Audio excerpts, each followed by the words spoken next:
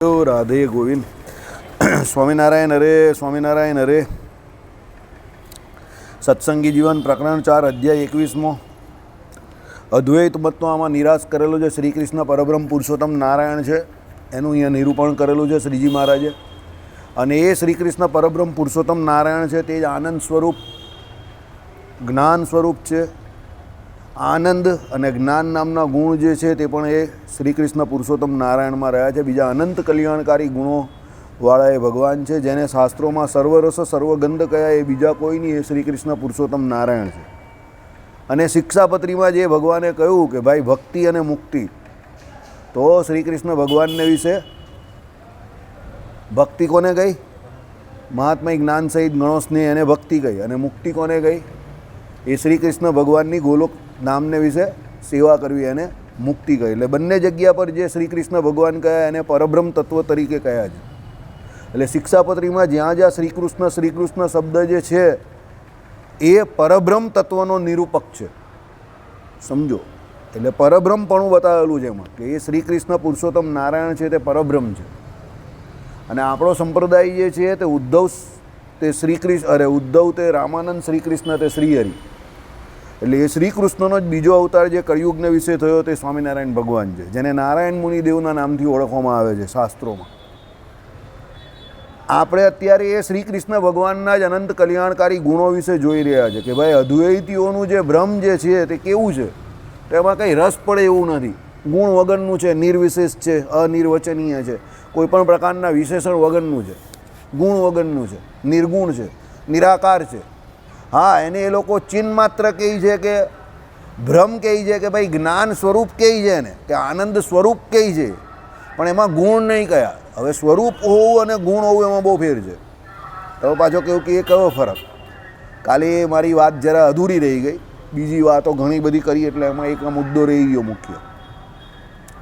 તેજ સ્વરૂપ હોવું અને તેજ નામનો ગુણ હોવો એમાં ફરક છે થોડો ઘણો, બહુ માઇન્યુટ ફરક છે, પણ એ ફરક છે ખરો.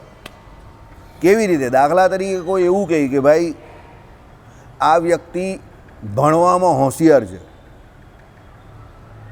એટલે ભણવામાં હોશિયાર છે એટલે એનો મતલબ એવો છે કે એ ભણવામાં હોશિયાર છે, સમજજો.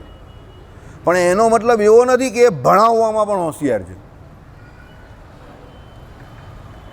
બે વસ્તુ અલગ અલગ છે.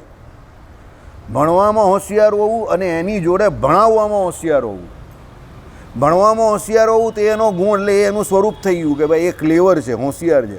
પણ એ ભણાવવામાં પણ હોશિયાર છે તે એનો ગુણ થઈ ગયો. કારણ કે ભણાવવું એ ટીચિંગ એ એનો ગુણ છે. એ દરેક વ્યક્તિ એ નહીં કરી શકતા, એ એની ઓળખાણ છે. આપણે ત્યાં શિક્ષકને એટલે વિશિષ્ટ પ્રકારે એક ઓળખાણ આપવામાં આવે છે, ગુરુ કે આચાર્ય, કે તમારામાં જે અંગ્રેજીમાં તમે કેવું ટીચર કે શિક્ષક. તો એ ભણાવવા માટેનો જે ગુણ, એટલે શીખવાડવા માટેનો એક ગુણ એ એમનામાં રહેલો છે, એટલે એ ટીચિંગનું કામ કરી રહેલા છે.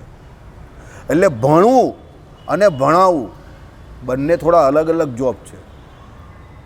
ઘણા વ્યક્તિ પોતે ભણવામાં બહુ હોશિયાર હોય, એને બધી સમજ પડતી હોય, પણ એ બીજાને ભણાવી ન શકે, સમજજો. કારણ કે ભણાવવું એ અલગ ગુણ છે.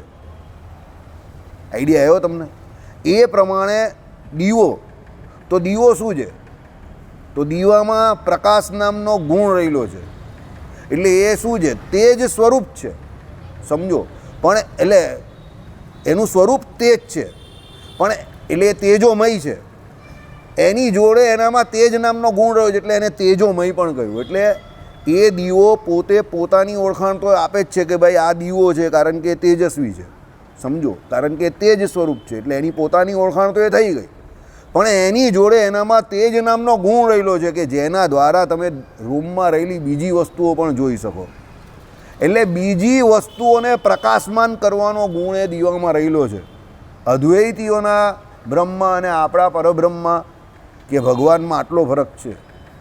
અદ્વૈતીઓ એ દીવાને તેજસ્વી કહે છે, પણ એ પોતે પોતાને જોઈ એટલા તેજસ્વી, સર્વજ્ઞપણું એ લોકો પણ કહે છે, પણ એ ગુણ તરીકે નહીં સ્વીકારતા. કારણ કે એ નિર્ગુણ, એ લોકો ગુણ તરીકે સ્વીકારે ને તો પેલો સ્વસ્વગત ભેદ જે આપણે માનીએ છીએ તે એ લોકો નહીં માનતા. તો એ લોકો ગુણને પણ દ્વૈતપણામાં લે છે, એટલે અદ્વૈત મતનું ખંડન થઈ જાય. એટલે એ લોકો દ્વૈતને તો માનતા જ નથી. તો ગુણ અને ગુણી તો બે થઈ ગયા ને. એટલે એ બેપણાને ન માનવા માટે એ લોકો એકલા ગુણીને સ્વીકારે છે. એટલે એ લોકો સ્વરૂપે કરીને ભ્રમ સ્વરૂપ કે ચિહ્ન માત્ર કે એવું કંઈ માને છે, પણ એમાં કોઈ પણ પ્રકારના ગુણ સ્વીકારતા નથી. હવે સમજ પડી શું ફરક છે? તે બહુ માઇન્યુટ, જેને બહુ ધ્યાનથી સાંભળવું હશે કે જેને સમજણ પડતી હશે એને જ આમાં ખબર પડશે. બાકી કદાચ ઘણા આમાં સાંભળતા હશે એને પણ આ સમજ ન પડશે. બહુ માઇન્યુટ ડિફરન્સ છે કે તમારે તેજ સ્વરૂપ હોવું અને તેજોમય તમારામાં ગુણ હોવો. સમજો, ઘણા વ્યક્તિ કેવા હોય કે ભાઈ પોતે રમવામાં હોશિયાર હોય, પણ એ બીજા ક્રિકેટર કે બીજા જે રમત રમતા હોય એમાં બીજાને એવી રીતે પ્રોડ્યુસ નહીં કરી શકે, કારણ કે એને એ કોચિંગ નહીં આવડતું હોય. સમજો, એ આખો અલગ ગુણ છે. એ એને છે ક્રિકેટનો જ ગુણ કે જે રમત રમે એનો જ ગુણ કે એ એમાં એક્સપર્ટ છે, પણ એને બીજાને ડિલિવર કરવા માટે બહુ ધીરજનું કામ છે. હા, ઘણા રમવામાં પોતે એટલો હોશિયાર નહીં હોય પણ એનું કોચિંગ બહુ જોરદાર હોય. દાખલા તરીકે રવિ શાસ્ત્રી. તો Ravi Shastri as a coach wonderful coach. સમજો, તોડી નાખ તબલાને ફોડી નાખ પેટી જેવો કોચ. સમજો, મગજથી હારે જ નહીં કોઈ દિવસ એવો માણસ. એ ઓસ્ટ્રેલિયામાં રમતો હોય કે વેસ્ટ ઇન્ડિઝમાં રમતા હોય કે ખેલાડી ગમે ત્યાં રમતો હોય, એ એઝ અ મેન્ટર કે એઝ અ મોટિવેટર એક્સેપ્શનલ એનામાં ગુણ રહેલા છે. એ કોઈ પણ જગ્યા પર ફાયર ઉત્પન્ન કરી નાખે માણસમાં. ઇંગ્લેન્ડનીમાં ઇન્ડિયાની ટીમ એક વખત બેસી ગયેલી હાવ, તો એને મેન્ટર તરીકે મોકલી આપ્યો ને એણે પેલા લોકોને કહી દીધું કે ભાઈ તમારે તમારા જઈને તોડી નાખ તબલાને ફોડી નાખ પેટી એવી રીતે જ રમવાનું છે. તો ટેસ્ટ મેચની સિરીઝ ઇન્ડિયા હારી ગયું ને વન ડે સિરીઝ જીતીને આવ્યું, just because of Ravi Shastri. Mentor ગયો ત્યાં જઈને બદલી નાખ્યો. પછી 2007માં વર્લ્ડ કપ ઇન્ડિયા હારી ગયેલું, પછી એને બાંગ્લાદેશમાં ધોનીને નવા કેપ્ટન તરીકે મોકલો, તો મેન્ટર તરીકે ત્યારે રવિ શાસ્ત્રીને મોકલેલો અને એને પાછી ટીમને ઊભી કરી નાખી. એટલે ટીમ જ્યારે મોરલી બેસી જાય હારી ગઈ હોય ત્યારે લોકો રવિ શાસ્ત્રીને બનાવે. હવે એ એટલો એનો પોતાનો પર્સનલ રેકોર્ડ તમે જો તો હી ડઝન્ટ હેવ ગ્રેટ રેકોર્ડ કે ભાઈ એણે કંઈ 400-500 વિકેટ લીધી હોય કે 10,000 રન કરી નાખ્યા હોય, એવો કંઈ પાવરફુલ એ બેટ્સમેન કે બોલર ન હતો, સેમી ઓલરાઉન્ડર હતો. પણ એની કોચિંગ એબિલિટી બહુ જોરદાર છે. સમજો, હવે આ વસ્તુ આખી અલગ છે. ઘણા લોકો પોતે પોતાના જીવનમાં એટલા સફળ નહીં હોય. સમજો, દાખલા તરીકે એક્ટર અને ડિરેક્ટર જેવું. ઘણા લોકો પહેલાં એક્ટિંગમાં નિષ્ફળ જાય, પછી એ ડિરેક્ટર બને તો બહુ સફળ જાય. બીજા પાસે એક્ટિંગ કરાવવાની હોય ને તો એ કામ બહુ જોરદાર કરી શકે. આ એવું કામ છે, બરાબર? એટલે ટોટલી બંને અલગ અલગ જોબ છે, પણ લોકો હજુ આ બંને જોબ અલગ અલગ છે એવું ઓળખવા કે માનવા તૈયાર નથી. એટલે લોકો પેલો જે ક્ષેત્રનો જે એક્સપર્ટ હોય ને એને સીધો ઉચકીને કોચ બનાવી દે કે ભાઈ આ 500 વિકેટ લીધી એટલે એને બોલિંગ કોચ બનાવી દો, ભાઈ આણે 8,000 રન કર્યા એટલે એને બેટિંગ કોચ બનાવી દઉં. પણ એ જોતા નથી કે એનામાં કોચિંગ એબિલિટી છે કે નહીં. એ તો એને પર્સનલ પોતાનો રેકોર્ડ કરેલો છે. સમજો, પેલાએ ભલે 4,000 રન કર્યા હોય, પણ જો એનામાં કોચિંગ એબિલિટી હોય અને તમારા ખેલાડી જે કંઈ હોય એને મોટિવેટ કરીને એ ફાયર અંદર પેદા કરી શકતો હોય, ઇગ્નિશન લાવી શકતો હોય, તો એને કોચ પહેલાં બનાવાય, પેલા 10,000 રન કરવાવાળાને ન બનાવાય. એટલે ઘણી વખત સચિન તેંડુલકર કે સુનિલ ગાવસ્કર જેવા હોય તે કોચ કે મેન્ટર કે મેનેજર બનતા નથી, અને બને તો એટલા સફળ પણ થતા નથી. એનું કારણ એ લોકો પોતાનામાં બહુ ખોવાયેલા હોય કે મારે કેવી રીતે મારું બેસ્ટ પ્રદર્શન આપવું, એટલે એ લોકો બીજા પાસે ના કરાવી શકે. થોડા ઘણા સેલ્ફિશ હોય. આઈડિયા આવી ગયો? અને જે મેન્ટર કે કોચ હોય ને એ થોડા ઓપન માઇન્ડેડ હોય. એ દરેક વ્યક્તિ જોડે પેલાની એબિલિટી જોઈને એની જોડે પેલાની વાત કરવા તૈયાર હોય એની ટાઈમ. સમજો, મને શું તકલીફ છે એની વાત તો હું કરી શકું, પણ તમને શું તકલીફ છે, મારા જે કહ્યું ને બીજામાં જે અવગુણ કે ખામી રહી હોય એને દૂર કરવામાં પેલો સાધુ તત્પર હોય, તો એવા સાધુને પોતાનામાં રહેલા જે કોઈ અવગુણ હોય કે ખામી હોય તે કહેવી. મેન્ટરનો જોબ છે. એવા સાધુ બહુ ઓછા હોય. અહીંયા આ વાત કરેલી છે કે ભગવાનમાં જ્ઞાન સ્વરૂપ તો પરમાત્મા છે જ. સમજો કે ભાઈ ભગવાનમાં આનંદ સ્વરૂપ તો છે જ, પણ એની જોડે જ્ઞાન આનંદમય સ્વરૂપ છે. જે જ્ઞાન શક્તિ બલાદી સ્વભાવ છે, જે નિત્ય મુક્તિ આદિ પરિજનાદિ દિવ્ય સંપત્તિ છે, જે વાત્સલ્ય સૌશલ્ય આદિ ગુણો છે, તે આ બધું એ પરબ્રહ્મ શ્રી હરિ વિશે નિત્ય સ્વાભાવિક વર્તે છે. બીજાઓમાં તો આગંતુક વર્તે છે. આગંતુકતા તો ભગવત ઉપાસનથી યથાસંભવ સમજવી. એટલે બીજામાં એ આવે, મુક્તોમાં નિત્યો મુક્તોમાં એ આવે, પણ એ ઉપાસનાને લઈને આવે. ત્યારે ભગવાનમાં કુદરતી સ્વાભાવિક રીતે રહેલું છે. સમજો બરાબર. એવા મેં મારા જીવનમાં ઘણા વિદ્યાર્થી કાળમાં વિદ્યાર્થીઓ જોયા છે અને ઘણા એવા ટીચર કે માસ્તર પણ જોયા છે કે જેના આવવાથી કે જેની હાજરીથી તમને પ્રભાવ દેખાય. એમ ખાલી એની હાજરી જ બહુ ફરક પાડે, કારણ કે એણે એક ક્ષેત્રમાં એ પ્રમાણે બીજા માટે કામ કરેલું હોય, એટલે એની હાજરીથી બહુ મોટો ફરક પડી જાય. થઈ જશે એટલું કહે ને, it max lot of difference. કારણ કે એનામાં એટલી પોઝિટિવિટી હોય, એટલી એનર્જી હોય. હવે ભગવાન તો શક્તિમાન છે, સર્વશક્તિમાન છે. એટલે ભગવાનમાં તો જેટલી જ્ઞાન શક્તિ રહેલી છે એટલી બીજા કોઈનામાં રહેલી જ નથી. એટલે તો કહ્યું સમર્થનું શરણું લેવું. એટલે તો ભગવાનની શરણે લેવાનું આપણે કહીએ છે જીવને. કારણ કે ભગવાન જેટલો સમર્થ બીજો કોઈ અનંત કોટી બ્રહ્માંડમાં છે જ નહીં. અને પાછા સમર્થ કેવા છે કે બીજાને દ્રૌપદી વસ્ત્રારણ થતું હતું તો આટલા બળશાળી માણસો ત્યાં એમને એમ બેસેલા રહ્યા કે બેઠેલા રહ્યા, પણ ભગવાને દ્વારિકાથી વસ્ત્ર અવતાર લઈને મદદ કરી દ્રૌપદીજીને. એટલે સમર્થ હોવા છતાં એમનામાં દયા નામનો ગુણ હોવો કે બીજાને મદદ કરવા રૂપ ગુણ હોવો, એ પરમાત્મા પરબ્રહ્મ પુરુષોત્તમ નારાયણનો વાત્સલ્ય નામનો કે કારુણ્ય નામનો, આ કારુણ્ય નામનો સૌથી મોટો ગુણ છે. બાકી બીજા પણ સમર્થ ઘણા હોય, પણ એનામાં દયા નામનો ગુણ હોવો જોઈએ ને કે બીજાને મદદ કરે. સમજો પરબ્રહ્મમાં એ છે. એટલે પરમાત્મામાં સૌશીલ્ય કારુણ્ય નામના જે ગુણ છે તે ભક્તોને બહુ કામના છે. બરાબર. કારણ કે એ એમના ગુણો આપણા માટે છે. સમજો આઈડિયા આવી ગયો. ચાલો, માટે સત્યમ જ્ઞાનમ અનંતમ બ્રહ્મ, જે બ્રહ્મ સત્ય સ્વરૂપ, જ્ઞાન સ્વરૂપ અને અનંત ત્રિવિધ પરિચ્છેદે રહિત છે. યહ સર્વજ્ઞ સર્વવિત, જે સર્વજ્ઞ અને સર્વવિત છે. પરાસ્ય શક્તિ વિવિધૈવ શ્રૂયતે, સ્વાભાવિકી જ્ઞાન બલ ક્રિયા છે. એમની શક્તિ પરા વિવિધ જ સંભળાય છે. એમની જ્ઞાન બળ ક્રિયા સ્વાભાવિક છે. ઇત્યાદિ શ્રુતિઓ સ્વરૂપ, સ્વભાવ, વિભૂતિ, ગુણ વગેરેથી વિશિષ્ટ શ્રીકૃષ્ણને વર્ણવે છે, પણ નિર્વિશેષ નહીં. આવી ગયું ને કે ભાઈ અદ્વૈતીઓનું જે બ્રહ્મ છે તે તો નિર્વિશેષ છે, વિશેષણ વગરનું છે. તો અહીંયા આપણા ભગવાન જે શ્રી કૃષ્ણ જે છે પરબ્રહ્મ તત્વ, એના બધા વિશેષણો કહી દીધા. અને પહેલું શું કહ્યું સાંભળો, સત્યમ જ્ઞાનમ અનંતમ બ્રહ્મ. સત્યમ એટલે શું છે ભાઈ? ત્રિકાળ બાધે રહી જ છે. સમજો. જ્ઞાનમ તો સર્વજ્ઞપણું એ ભગવાનમાં રહેલું છે. ભૂત ભવિષ્ય અને વર્તમાનમાં જે કંઈ ઘટના ઘટી છે, જે અત્યારે ઘટે છે ને જે ઘટવાની છે, એ બધી પરમાત્માને ખબર છે. જીવના અનંત કોટી કાળના જે કોઈ કર્મ છે એ પરમાત્માને ખબર છે. પેલો કહીને ભગવાન કોઈ દિવસ ભૂલ કરતા નથી, કારણ કે ભગવાન સર્વજ્ઞ છે. જીવ ભૂલ કરે કારણ કે એનું જ્ઞાન જે છે તે કેવું છે? અલ્પ છે. એટલે એ અલ્પજ્ઞ છે, એટલે ભૂલ કરી શકીએ. ભૂલ કરે જીવ અને ભૂલ જરા પણ ન કરે ભગવાન. એટલે ભગવાનમાં ને આપણામાં ફરક જ આ છે. સત્યમ જ્ઞાનમ અનંતમ. અનંત એટલે શું કહ્યું કે ભાઈ અનંત એટલે શું? ત્રિવિધ પરિચ્છેદે રહિત છે. પરમાત્માનું અનંતપણું કેવી રીતે કહ્યું? તો ત્રિવિધ, દેશ, કાળ અને વસ્તુ. દેશ એટલે ભગવાન જેટલા અત્યારે આ જગ્યા પર છે એટલા જ બીજી જગ્યા પર પણ અનંત કોટી બ્રહ્માંડમાં રહેલા છે. ભારતમાં જેટલા છે એટલા જ પાકિસ્તાન ને ચીનમાં પણ છે.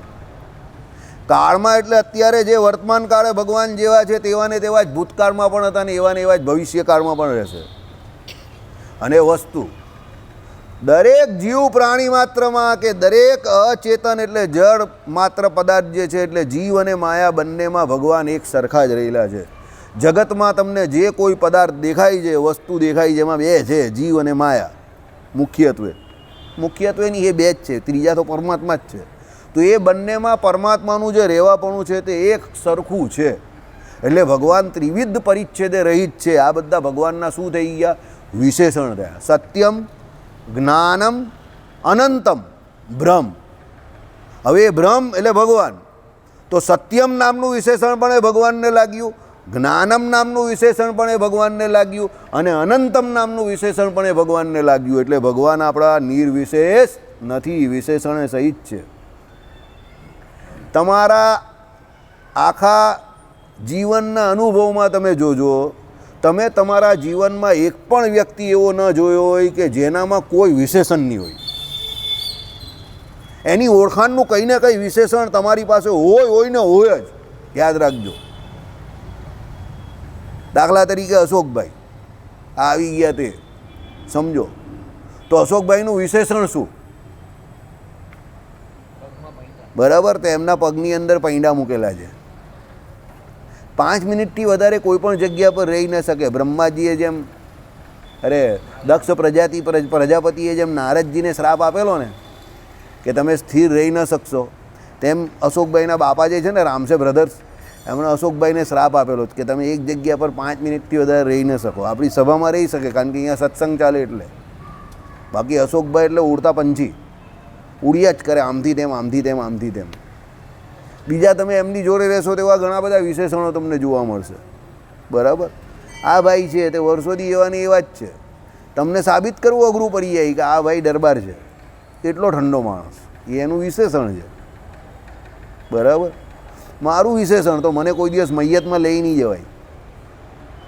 મરી ગયો કેવી રીતે મરી ગયો? પેલો કે એટેક આવ્યો. કિડની કા હાર્ટ એટેક આ ગયા. પેલો કે ગાંડા કિડનીમાં હાર્ટ એટેક નહીં આવે તો ક્યાં આવેલો? હાર્ટ એટેક આવે તો કંઈ ઉછળેલો ખરો? પેલો કે મરી ગયો ને આને હસવું આવે છે, આ ખરો માણસ છે. એ મારી ઓળખાણ સમજો. મને બધી બાબતમાં મજાક જ લાગે. પછી બધી બાબતમાં મને નાસ્તો કેવી રીતે કરાવો, મંડળમાં જમણવાર કેવી રીતે કરવો, ફાલુડો કેવી રીતે બનાવવો, સેવૈયા કોની પાસે મંગાવવા, બરાબર, દૂધ કોની પાસે મંગાવવું, આઈસ્ક્રીમ કયું નાખવું, તે બધું મગજમાં ફર્યા કરતું હોય. સમજો, એ મારી ઓળખાણ. ગોપાલભાઈની ઓળખાણ બધી વસ્તુનો હિસાબ મગજમાં ચાલ્યા જ કરતો એને. એની પાસે બધો જ હિસાબ હોય. કોને કેટલા દેવાના, કોની પાસે કેટલા લેવાના, મંડળમાં કેટલા મૂકવાના, મંડળમાં પછી આપણે આપેલા જ તો કેટલા લેવાના, બધો હિસાબ એની પાસે. ઓન ધી સ્પોટ, વગર ચોપડીનો હિસાબ. એના મગજમાં જ હિસાબ હોય બધો.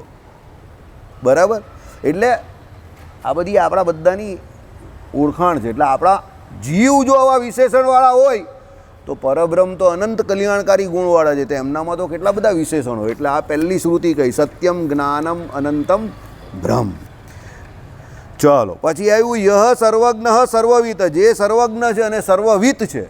સર્વજ્ઞ એટલે શું? સર્વ વત્તા અગ્ન એટલે ત્રિકાર બાધિત, 3 કારનું બધું જ જાણે છે. તન કી જાને, મન કી જાને, જાને કી ચિત્ત કી ચોરી, ઉનકે આગે क्या छिपाना, जिसके हाथ में कौन सी डोरी, बूट की डोरी, बराबर, કે પતંગ કી ડોરી, જીવન કી ડોરી. જીવન કી દોરી તો પેલું દઈએ,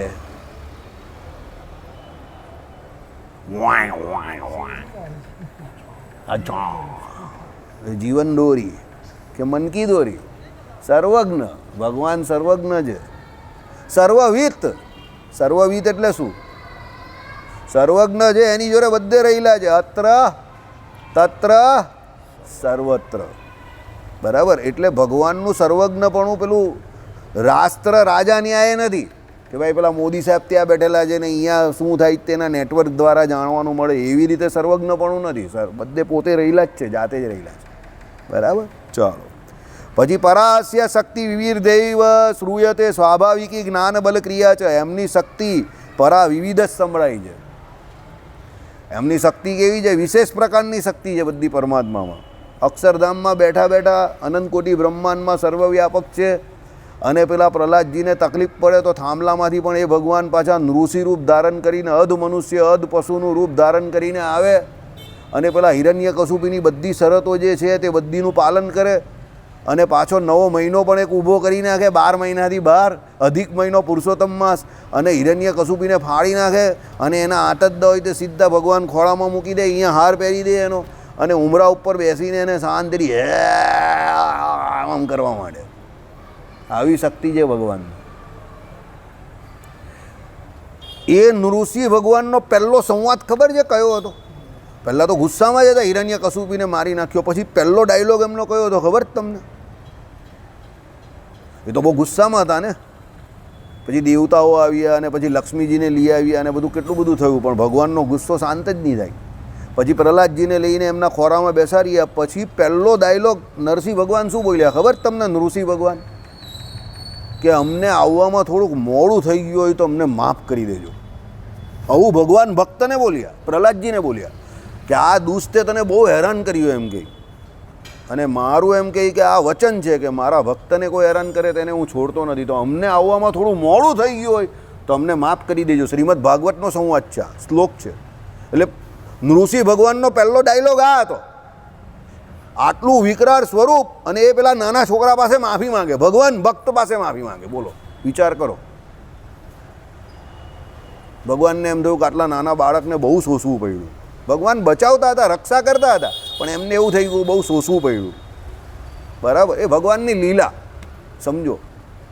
હવે આવી શક્તિ છે ભગવાનમાં કે ભાઈ અધ મનુષ્ય અધ પશુ જેવું રૂપ ધારણ કરીને પણ એ ભગવાન આવે. બ્રહ્માજીની સૃષ્ટિનું કોઈ એવું પ્રાણી જ નથી. કારણ કે પેલા હિરણ્યકશુપુએ શું કહેલું? બ્રહ્માજી પાસે શું વરદાન માંગેલું? તમારી સૃષ્ટિના કોઈ પણ પશુ પક્ષી પ્રાણી મનુષ્યથી હું મરવું નહીં. ન અસ્ત્ર સે ન શસ્ત્ર સે ન દિન મેં ન રાત મેં.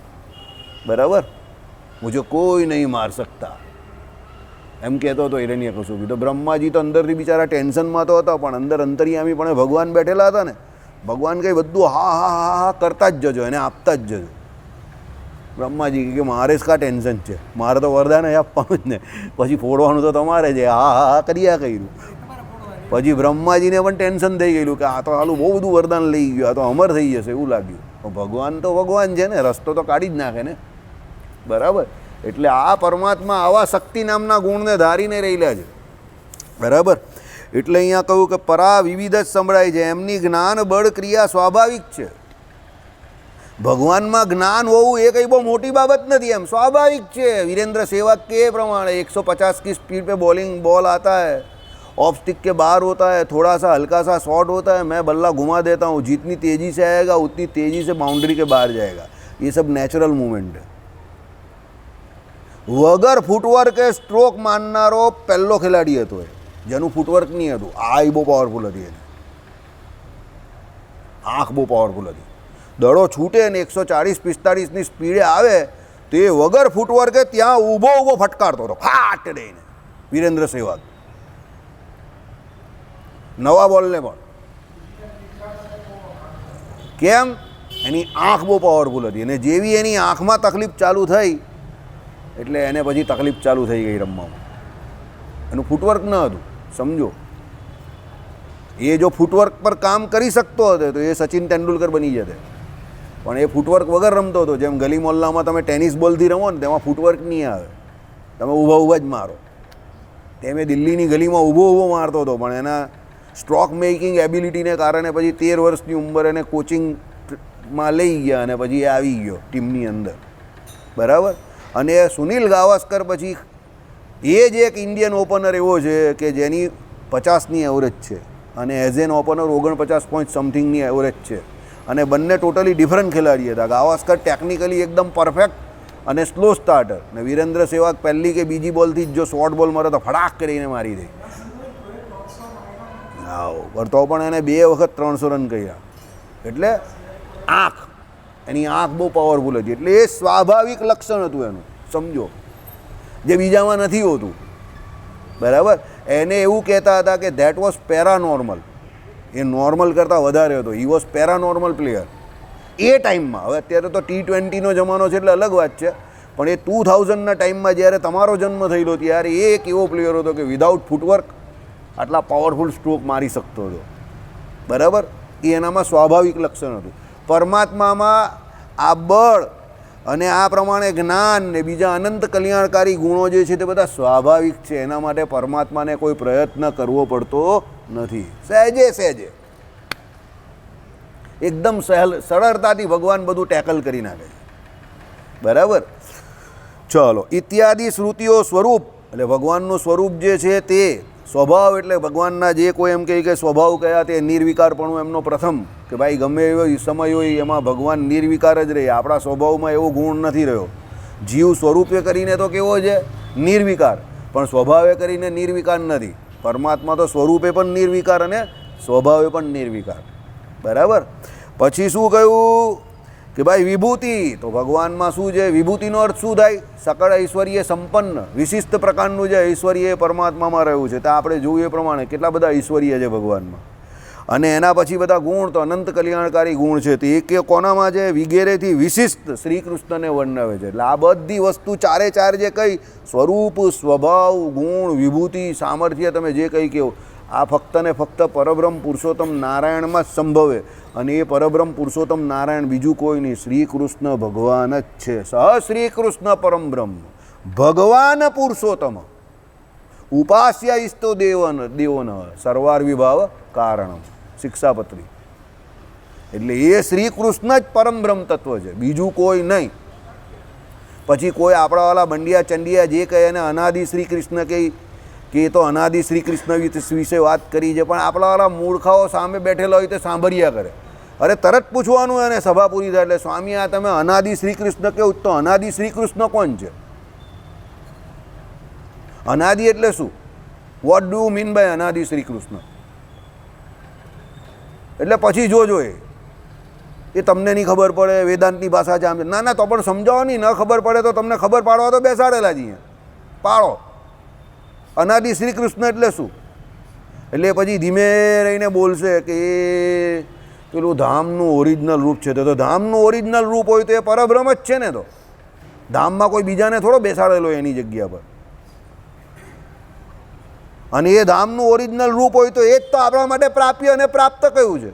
આપણે એની પાસે જ જવાનું. તો એ શ્રી કૃષ્ણ જે છે એ ધામનું રૂપ હોય ને એ જ પ્રાપ્ય અને આપણા માટે એ જ પ્રાપ્ત છે આપણે બધાને. તો પછી એ શ્રી કૃષ્ણ એ જ પરબ્રહ્મ થયું ને. તો એના મને સ્વામિનારાયણ ભગવાનમાં કાં કંઈ ફરક થયો? તો એ અનાદિ કહ્યું કે ન અનાદિ કહ્યું કે અહીંયા દેવકી નંદન કહ્યું, એ સર્વાર્ભી ભાવ કારણમ, બધા અવતાર તો એમાંથી થાય છે. તો પછી એનામાંથી અવતાર થયા તો અહીંયા રહેલા શ્રી કૃષ્ણ અને એ શ્રી કૃષ્ણ એમાં ફરક કા પડ્યો? તમે અનાદિ કહ્યો એનાથી કા કઈ જુદા થઈ ગયા? સમજો. એટલે આ શું છે, એમને પણ ખબર નહીં પડતી, પણ કોઈ સામેવાળા પ્રશ્ન પૂછતા નથી એટલે ઘણો લાડવો વાળી દઈ છે આ પ્રમાણે. બાકી પૂછે કોઈ આવી રીતે કે ભાઈ અનાદિ શ્રી કૃષ્ણ કોણ છે? અહીંયા જ એક ભાઈ આવેલા જ્ઞાન સ્વામીના શિષ્ય, શિક્ષાપત્રી અર્થદીપિકા ભણાવવા માટે, એટલે ચલાવવા માટે ધનુર્માસને વિશે. અને પહેલો શ્લોક જ શરૂ કર્યો, આમે યસ્ય સ્થિતા રાધાવાળો.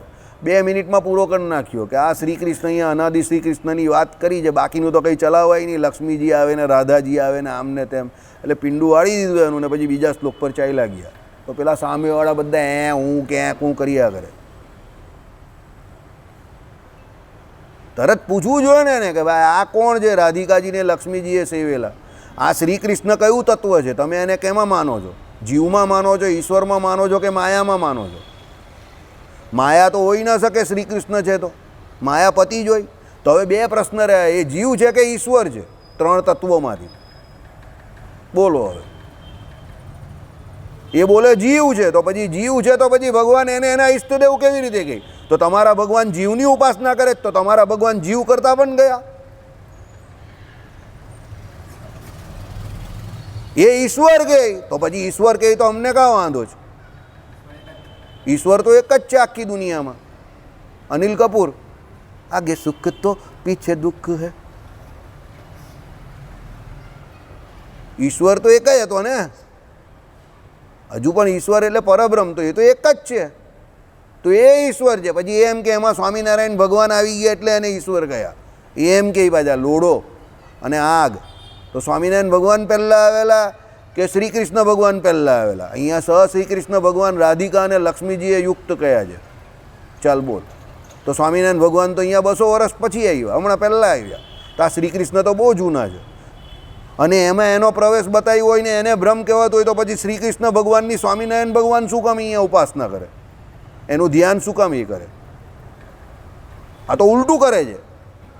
જો એને લીધે પેલાની ભગવાન તરીકે શ્રી કૃષ્ણની ઓળખાણ સ્વામિનારાયણથી થતી હોય તો પછી સ્વામિનારાયણ ભગવાન પેલાનું ધ્યાન શું કામ કરે? શ્રી કૃષ્ણ ભગવાન સ્વામિનારાયણનું ધ્યાન કરવા જોઈએ ને. તો સ્વામિનારાયણ શ્રી કૃષ્ણનું ધ્યાન કરે છે. આવું ઉલટું કામ કેમ કરે? હા, લેવા પડે બરાબર તમારે, પણ પહેલાં તમારો પાયો પાક્કો જોઈએ. ટાંટિયા હાલી જાય, સ્વામી કહે કે ધોતી મેં ધમાલ. બરાબર, સવાલ પૂછતા આવડવું જોઈએ તમારે. ને ગરમ નહીં થવાનું, એ ગમે એટલા ગરમ થાય, ગરમ નહીં થવાનું. ચોખ્ખું કહી દેવાનું, ગરમ નહીં થવાનું. પ્રશ્નનો જવાબ આપો અને શાસ્ત્રમાં લખેલો એવો આપો. અનાદિ શ્રી કૃષ્ણ એમ કરીને ભાગમ ભાગે ભાગા નહીં કરો, બરાબર. એ કહે કે લોઢાની અંદર અગ્નિએ પ્રવેશ કર્યો ને પછી એ લોઢું અગ્નિ થઈ ગયું એટલે સ્વામિનારાયણે શ્રી કૃષ્ણમાં પ્રવેશ કર્યો, તો એના માટે સ્વામિનારાયણ શ્રી કૃષ્ણ કરતાં જૂના હોવા જોઈએ, પણ સ્વામિનારાયણ તો હમણાં છે, હમણાં આવ્યા હજુ 200 વર્ષ પહેલાં. તમે તો સ્વામિનારાયણને અત્યારે તો ભગવાન પણ નહીં સાબિત કરી શકતા. બોલો, હવા ટાઈટ થઈ જાય. અને આ મુદ્દો જે અત્યારે બહાર સુધી પહોંચ્યો ને એમાં વધતે ઓછે અંશે આપના હરિભક્તો પણ જવાબદાર છે. દીકરો વાંકો ચૂકો ચાલતો હોય અને બાપો એના કાન મરોડે નહીં તો પછી દીકરો આખરા ગામની અંદર મગજમારી કરીને આવે અને બદનામ થાય ને પછી એનું પેપરમાં નામ આવી જાય તો એના બાપાનું નામ પણ પાછળ લખાય.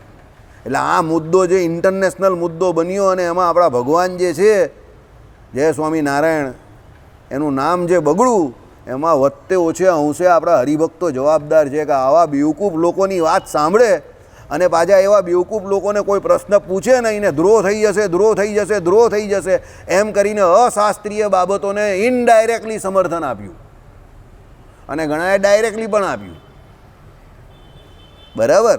એવું સમર્થન અપાય નહીં, સમજો. પરબ્રહ્મ તત્વની વાત હોય ત્યાં કોઈ પણ ખોટા વ્યક્તિને સમર્થન અપાય નહીં, જરા પણ ન અપાય. થોડીક બુદ્ધિ ચલવો. શ્રીજી મહારાજે દરેક મંદિરમાં મુખ્ય દેરામાં શ્રી કૃષ્ણ ભગવાનના સ્વરૂપની સ્થાપના કરેલી છે, એમને એમ થોડી કરે. પેલો કે એ તો બહારના હરિભક્તોને આપણામાં આકર્ષવા માટે એવું ભગવાન કરતા હતા. પાછી મગજ મારી દો તો તમે સર્વોપરી કેવું છો, સર્વ કારણના કારણ કેવું છો, આવ્યા નહીં ને આવશે નહીં એવા કેવું છો, સર્વથી વધારે શક્તિમાન સર્વશક્તિમાન કેવું છો, તો એને બીજાનાને આકર્ષવા માટે બીજાની મૂર્તિ કેમ મૂકવી પડે? પોતાની મૂર્તિથી નહીં આકર્ષી શકતા? પણ આપણા હરિભક્તો પાણી વગરના હાલાઓ રૂપાણી કરતા જાય એવા સવાલ જ નહીં પૂછે ને, હે કર્યા કરે. સામીએ કહ્યું, સામીએ હું સામીએ કહ્યું, એને પૂછ કે ભાઈ તું કેમ કહી જવું. પેલા હરિનારાયણ સ્વામી એક દિવસ હું કથા આ ગયેલા ને શેષ નારાયણ વિશે ગમે બોલેલા આવી રીતે, મને સાંજે મળ્યા. મેં ચોખ્ખું એમને પૂછ્યું કે તમે આ શેષ નારાયણનું જે નિરૂપણ કર્યું તે કયા શાસ્ત્રમાંથી કર્યું? તો કે એ તો આમ જ આવે તેમ જ આવે, ફલાણું આવે, ઢીમકું આવે. મેં કહું કે પણ તમે કર્યું કેવી રીતે એનું નિરૂપણ? એ તો મને સમજાવો જરા, મારે તો સમજવું છે ખાલી તમારી પાસે, કોઈ ઝઘડો કે વિવાદ નહીં કરવો. પછી મધ્યનું પેલું 31મું વચનામૃતે કહ્યું, એમાં ચોખ્ખું લખેલું છે ક્ષેત્રજ્ઞ એવા વાસુદેવ ભગવાને પ્રવેશ કર્યો એટલે પછી એમ કહે કે એને કારણે એ ભગવાન. પણ મેં કહું ક્ષેત્રજ્ઞ જે છે તે તો વાસુદેવ ભગવાન જ છે. તો શેષ નારાયણ કે તમે જે કંઈ કહો તે બધા ભગવાનના જ સ્વરૂપ છે. મેં કહું એ કોઈ ભગવાનથી હલકી કેટેગરીના વ્યક્તિ નથી. નારાયણ શબ્દ પાછળ આવ્યો એટલે નર નારાયણ તો ભગવાનનું જ સ્વરૂપ છે, સમજો. અને તમે પ્રવેશની વાત કરો તે શાસ્ત્રોમાં આવેશ અવતારની વાત કરેલી છે, પણ એ તો આખી કેટેગરી અલગ છે. દરેક જગ્યા પર એ નહીં કહેવાનું. બાકી સામાન્ય રીતે તો ભગવાનનો પ્રવેશ દરેક જીવમાં છે, તો કંઈ બધા જીવને થોડા ભગવાન કહેવાય છે. જગત આખું ભવ બ્રહ્માત્મક જ છે, અંતર્યામી પણ તો તમારામાં ને મારામાં પણ રહેલા જ ભગવાન. તો આપણે ભગવાન થઈ ગયા? ચાલો બોલો, આપણે થોડા ભગવાન થઈ ગયા છે? તો બહુ મોટા લોચા ઊભા થઈ જાય. કાંઈ નહીં, પછી ઢીલા પડી ગયા, સમજો. પણ પૂછવું પડે, પ્રેમથી પણ પૂછવું પડે કોઈને. કોઈ કહે તે સાંભળીને ના આવી જવાય, સમજો. સામેવાળાને એક ડર હોવો જોઈએ કે આની સામે હું આને ઓઠાની ભણાવી શકીશ, બરાબર. એટલી તમારામાં આવડત જોઈએ કે તમને તમારો મુદ્દો પ્રેમથી મૂકતા આવડવો જોઈએ. લડાઈ ઝઘડો ના કરવાનો, પણ પ્રેમથી મૂકતા તો આવડવો જ જોઈએ કે ભાઈ આવું કેમ કહ્યું તો મહારાજે, સમજો. આ સામે સત્સંગી જીવન પણ ઘણા બંડિયા લોકો વાંચે છે, તે આમ ને તેમ કરે, પણ છેલ્લે આપણે આપણું મૂકી તો દેવાનું જ જે સાચું હોય તે. ભાઈ આમાં આમ કહ્યું એટલે આમ છે. શ્રીજી મહારાજ એવું કહે છે, તું જે સમજતો એ તારો પોતાનો મત છે, બરાબર.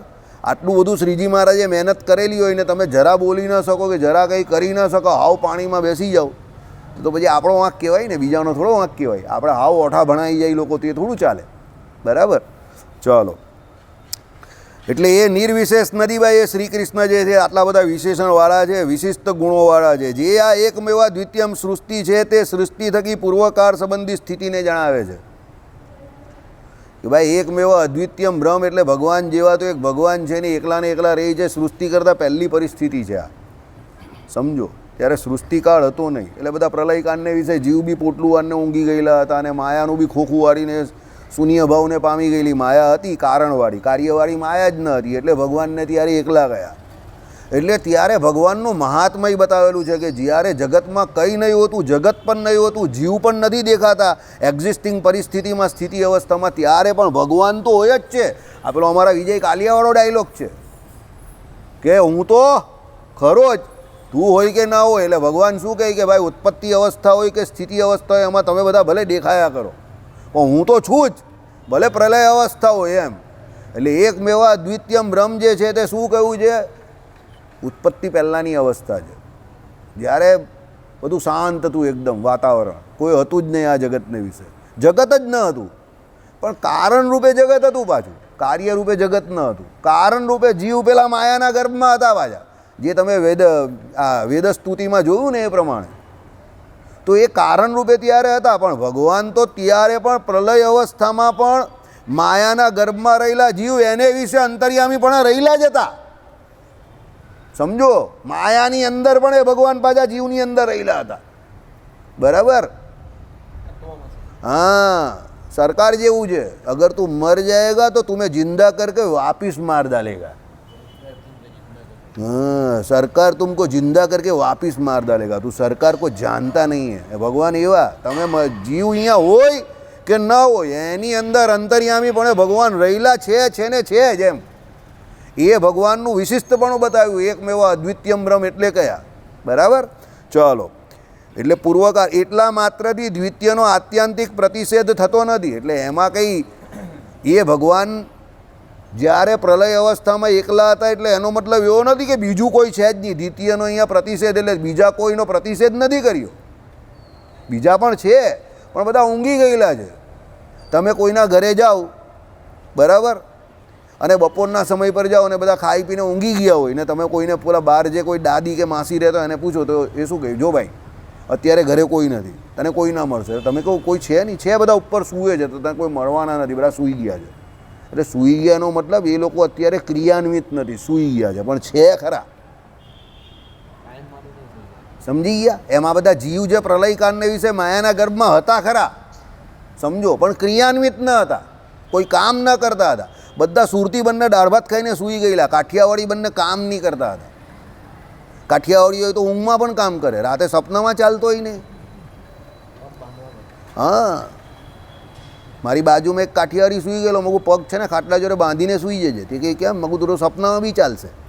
હતી કે એ વાત તમારી સાચી. મેં કહે તમે, મેં કહું અમે તો કામ કરતા જ નથી. તો મેં કહું અમે દિવસમાં પણ ન ચાલીએ, તો રાતે ચાલવાની કા વાત કરે તું? બરાબર. એટલે તારે રાત્રે પગ બાંધવા પડે. હસતો તો મારી સામે જઈને તમે એમ કહે કે મારી મસ્કરી કરો જ કે મારી એમ કે વખાણ કરો જ તે ખબર નહીં પડતી. મેં કહું એ મને જ નહીં ખબર તો તને કારી ખબર હોય? બરાબર. હા, ઘણા એવા હોય રાત્રે મોડા ઉપર ઘણાને પાટો બાંધવો પડે. એટલી બધી ગાળ બોલતા હોય દિવસમાં કે રાતે ઊંઘમાં પણ ગાળ બોલે. એટલે એને ટેપ મારવી પડે આમ કરીને. તો એ ગાળ તો ન બોલે, નહીં તો ઊંઘમાં પણ ગાળ બોલે. સરદાર માર્કેટવાળો હોય તો રાતે ઊંઘમાં ગાળ બોલે, એટલે એને મોડા પર ટેપ મારવી પડે. ભાઈ તું ઊંઘમાં ગાળ તો ન બોલતો, બરાબર. એવી વાત છે. ચાલો, એટલે શું કહ્યું? એટલા માત્રથી દ્વિતીયનો આત્યંતિક પ્રતિષેધ થતો નથી, જેથી બ્રહ્મ વ્યતિરેકનું અપરમાત્મનું અંગીકાર કરાય. કે ભાઈ એનો પ્રતિષેધ નહીં થતો કે બ્રહ્મથી વ્યતિરેક એટલે બ્રહ્મથી બીજા કોઈ તેનું અપરમાત્મનું એટલે પરમાત્મનું એટલે હોય એમ. ભાઈ તમે એમ કહ્યું કે દ્વિતીય નથી તો પછી એનું અપરમાત્મનું સિદ્ધ થાય ને, પણ બીજા છે જ તો પછી એનું અપરમાત્મનું કાથી સિદ્ધ થાય? છે જ, બધા જીવ છે જ. કારણ કે જેમ પરમાત્મા નિત્ય છે એમ માયા પણ નિત્ય છે કારણરૂપિણી, અને જીવ પણ નિત્ય છે, હતા છે અને રહેશે જ, એ કશે જતા નથી. નિત્યો નિત્યાનામ.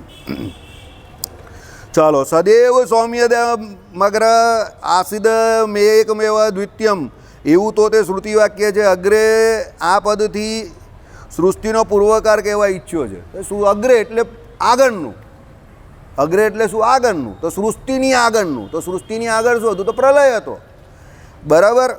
તે પૂર્વકાળમાં આત્યંતિક પ્રલય સમયે પૂર્વોક્ત અપાર મહિમાવાળા પરમબ્રહ્મ શબ્દવાચ્ય ભગવાન શ્રી કૃષ્ણ આ સમસ્ત પૂ એટલે પ્રકૃતિ આદિ ચેતન અચેતનાત્મક આ જગતને પૃથ્વી વ્યપસુ પ્રલીયતે આ શ્રુતિમાં કહેલી પ્રક્રિયા પ્રમાણે સર્વના મૂળભૂત તમમાં વિલય પમાડીને તે અનેક ક્ષેત્રજ્ઞ ગર્ભિત તમને અક્ષર બ્રહ્મ નામના સ્વધામ પ્રકાશમાં લઈ એટલે પૃથક પ્રતિપત્તિને અયોગ્ય સંશ્લેષ વિશેષ રૂપ પમાડીને પોતે એક જ અવશેષ પણ રહે છે. સમજ પડી ગઈ? બહુ સરળ છે ને? ચાલો સમજી જઈએ. શું કહ્યું કે ભાઈ આત્યંતિક પ્રલયનો સમય કયો? અગ્રે એટલે આગળનો સમય. તો સૃષ્ટિની આગળનો સમય કયો? તો આત્યંતિક પ્રલય થયેલો ત્યારે. તો પ્રલયમાં કોઈ હોય જ નહીં. તો ત્યારે શું એ સમયમાં શું હતું તે સાંભળો. પૂર્વોક્ત અપાર મહિમાવાળા, જે ઉપર જેની અપાર મહિમાની વાત કરીને એ શ્રી કૃષ્ણ ભગવાન પરબ્રહ્મ શબ્દ વાંચ્ય, એટલે જેને પરબ્રહ્મ કહ્યા તે એ કોણ? તો ભગવાન શ્રી કૃષ્ણ. આ સમસ્ત પૂમ એટલે શું? પ્રકૃતિ આદિ. બરાબર? એ કોણ એમાં આવે? ચેતન અચેતનાત્મક જગતને. એટલે ચેતન અને અચેતનાત્મક જગત એટલે શું? તો ભગવાન શ્રી કૃષ્ણનો ગીતાનો શ્લોક કયો? કે મારી બે પ્રકારની પ્રકૃતિ છે, પરા અને અપરા, અચેતન અને ચેતન. એમાં મારી અચેતન એવી પ્રકૃતિને ચેતન નામની પ્રકૃતિ ધારીને રહેલી છે. કેવી રીતે રહેલી છે? બોલો, ચલો તમે બોલો. આ બાજુ બેઠેલા માણસ નહીં, મેહુલભાઈ બોલો. ભગવાન કહે મારી બે પ્રકારની પ્રકૃતિ છે, ચેતન અને અચેતન. એમાં મારી અચેતન પ્રકૃતિને મારી ચેતન પ્રકૃતિ ધારીને રહેલી છે. આ સમજાવો પહેલાં. ભાઈ અચેતન પ્રકૃતિને ચેતન પ્રકૃતિ ધારીને રહેલી છે. બોલો ફટાફટ. अपने पास टाइम बहुत कम है. 1 करोड़નો સવાલ છે. નહીં ખબર? પાસ. બોલો. હા, એકદમ પરફેક્ટ. શરીર જે છે તે 24 તત્વોનું છે, જળ જે અચેતન છે ને એને જીવ ધારીને રહેલો તે ચેતન છે ને. એટલે ભગવાનની બંને પ્રકૃતિ છે. સમજો, ચેતન અને અચેતન બેઉ. એટલે ભગવાને શું કહ્યું કે આ અચેતન પ્રકૃતિ જે છે તે પણ મારી, અને 24 તત્વનો દેહ એટલે, અને અંદર રહેલો જીવ છે તે પણ મારો. હવે તે પણ મારો એટલે શું? બંને મારા નિયંત્રણમાં. બરાબર? એટલે જે પ્રમાણે જીવ કર્મ કરે એ પ્રમાણે પરમાત્મા એને ફળ આપે. બંને સ્વતંત્ર નથી. 24 તત્વનો દેહ બનેલો એ પણ સ્વતંત્ર નથી ને અંદર તમારો જીવ રહ્યો એ પણ સ્વતંત્ર નથી. બરાબર? એટલે એ બંને ભગવાનને આધીન છે. સ્વતંત્ર તો ફક્ત ભગવાન જ. સ્વતંત્ર અને સર્વતંત્ર ફક્ત ભગવાન. ભગવાન સિવાય બીજું કોઈ સ્વતંત્ર અને સર્વતંત્ર નહીં.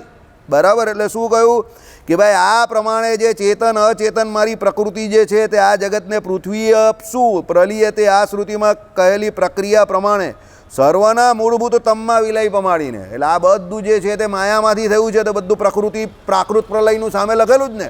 પ્રાકૃત પ્રલયમાં શું થાય? પ્રકૃતિનું બધું કાર્ય પ્રકૃતિને વિશે લીન થઈ ગયું, એટલે માયાને વિશે લીન થઈ ગયું. હવે ત્યાં સુધી સમજા. તે અનેક ક્ષેત્રજ્ઞ ગર્ભિત તમને. હવે એ બધા માયાના ગર્ભમાં બધા જીવ ચાલ્યા ગયા. હવે એ માયાનું જે તમ જે માયાનો ગર્ભ છે, જે માયા શું કરે? તો અક્ષરધામના એક ખૂણાને વિશે ત્યાં જઈને બેસી જાય. એટલે અક્ષર બ્રહ્મના પ્રકાશને વિશે એ લીન થઈ જાય. લીન થઈ જવું એટલે પાણીમાં પાણી લીન થઈ જાય એવું નહીં, પણ કાર્ય શક્તિથી પોતે રહિત થઈ જવું. એટલે પેલું માયાનું જે વિસ્તૃતિકરણ થયું હોય સૃષ્ટિકારને વિશે, આમાં શું થઈ જાય? સીધું સંકોચન પામી જાય. એટલે એ માયા ત્યાં શાંતિથી બેસી જાય. સીધી કાઠિયાવાડીમાંથી સુરતી થઈ જાય ને પેલા અક્ષરધામના તેજને વિશે લીન થઈ જાય. બરાબર? લીન એટલે આ પ્રમાણે અક્ષર બ્રહ્મ નામના સ્વધામ પ્રકાશમાં લય એટલે પૃથક પ્રતિપત્તિને અયોગ્ય સંશ્લેષ વિશેષ રૂપ. પૃથક પ્રતિપત્તિ, પૃથક એટલે જુદું પડવું, એને અયોગ્ય સંશ્લેષ વિશેષ રૂપ. એટલે જે જુદું પડવું એ જુદું માયાનું જુદા પડવું કે વ્યતિરિક્ત થવું ક્યારે થાય? સૃષ્ટિકારમાં થાય. નામ વિશેષણવાળી માયા થાય તો બધા જુદા પડે ને. આમાં નામ વિશેષણ વગરનું થઈ જાય. એટલે અયોગ્ય સંશ્લેષ વિશેષ રૂપ. સંશ્લેષ વિશેષ એટલે બધાને અલગ નામ લાગે, રૂપ લાગે, વિશેષણ લાગે, બધું અલગ અલગ આવે. મહતત્વ થાય, અહંકાર થાય, સાત્વિક રાજસ ને તામસ અહંકાર થાય. કોઈ બ્રહ્મા બને, કોઈ પછી એમ કહે કે ઇન્દ્ર બને, કોઈ ગુરુ બને, કોઈ આપણે ત્યાં મનુષ્ય બને, કોઈ દેવતા બને. આ બધું અલગ અલગ થયું ને. ચાલો, પમાડીને પોતે એક જ અવશેષ રહી છે. આ બધાને ભગવાન અંદર નામ રૂપ વગરના કરી નાખે. માયાના તમની અંદર, અને એ બધા અક્ષરધામમાં માયા પોતે બેસી જાય શાંતિથી માયાબેન, અને ભગવાન એકલાતા રહેલા હોય. એટલે ભગવાન શું કહે છે કે હું તો ખરો જ, તમે હોવ કે ન હોવ ખરા, પણ શાંતિથી યહીં જ પે ખડા રહેને કા ખીલા માર કે એમ કરીને બધાને આપણે ત્યાં ચોટા જ દઈએ ભગવાન. સમજી ગયા? એટલે તમે ભગવાનને બહુ કંઈ સીધા સાદા પેલા ચપ્પટ વાળવાળા 70ની પિક્ચરના હીરો જેવા નહીં સમજતા. બરાબર? આ પરમાત્મા બહુ પાવરફુલ કેરેક્ટર છે. આ 70ની પિક્ચરના હીરો જેવા પેલા શૈલેષભાઈ જેવા નથી ઠંડા. हाँ मेरे मन की चिड़िया चूँ चूँ बोले रे, એવા ગાયન આવતા હતા ને, એવો ભગવાન નથી ગયા હીરો. આ તો તોફાની ભગવાન છે, બધાનું પડીકુવાન અંદર બેસી રહીને એકલો આમ જ બેઠેલો હોય. અપુન બેઠેલા હે, બોલ ક્યાં કરને કા હે. હા, એવા ભગવાન છે. સમજી ગયા? ચાલો. શ્રીપતિમ શ્રીધરમ સર્વદેવે